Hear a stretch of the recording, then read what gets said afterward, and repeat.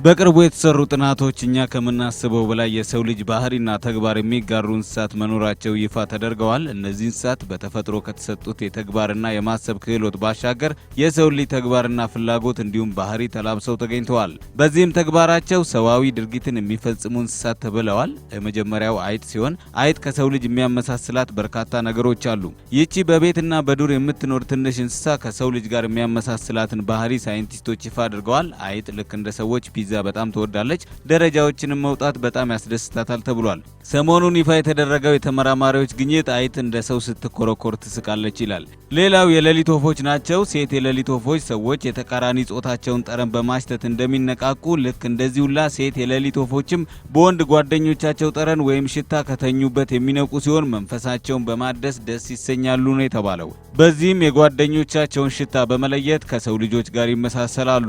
በሶስተኛ ደረጃነት ፈረሶች ተቀምጠዋል። ሰዎች እኛ ማድረግ የማንችለውን ወይንም አዲስ የሆነብንን ነገር ሌሎች እንዲረዱን እንደምንጠይቅ ሁሉ ፈረሶች ችግር ላይ ሲወድቁ የሰውን እርዳታ ይጠይቃሉ።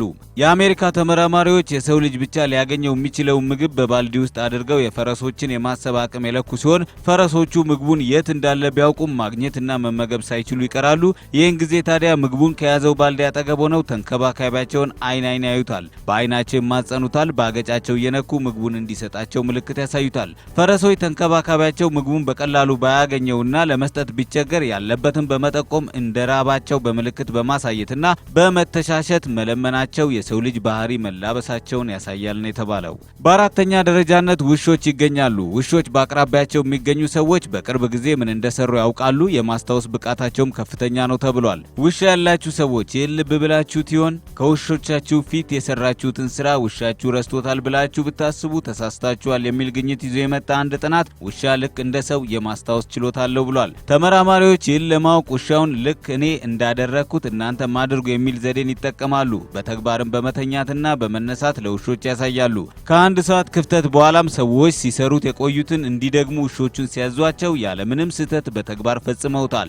ይህም የሰው ልጅ ባህሪና የተግባር መላመድ እንዲያሳይ አስችሏቸዋል ነው የተባለው። አሳ ነባሪዎች እንዲሁ ተመሳሳይ የሰው ልጅ ባህሪ የተላበሱ ናቸው። ወጣት ወንድ አሳ ነባሪዎች ከሰው ጋር የሚያመሳስላቸው ነገር የሚል ጥናትም ይፋ ሆኗል። የሰው ልጅ ቤቱን እንደሚወዱላ ወጣት አሳ ነባሪዎችም ከቤታቸው ሳይርቁ መኖር ደስ ያሰኛቸዋል ነው የተባለው። ከ1000 በላይ የአሳ ነባሪዎችን ውሎና አዳር የያዙ ፎቶግራፎች ላይ እንደታየው የሰው ልጅ ከቤቱ ወጥቶ ሲያደር እንደሚጨንቀው ሁሉ አሳ ነባሪዎችም ከቤታቸው መራቅ ይከብዳቸዋል።